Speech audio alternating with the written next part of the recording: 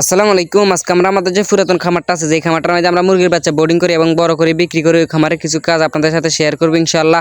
আর প্রচুর পরিমাণ উন্দুরে, মানে আমাদের মুরগির বাচ্চা উন্দুরে নিয়ে যাইতেছে, দুই একটা নিয়েও গেছে মনে হয়।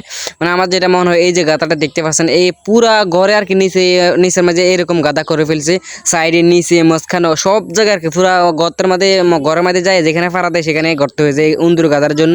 সেখানে আজকে আমরা এখানে বোম দিয়ে দিব, বোম দিয়ে দিয়েছে আমার আব্বা, বোম দিয়ে দিয়েছে।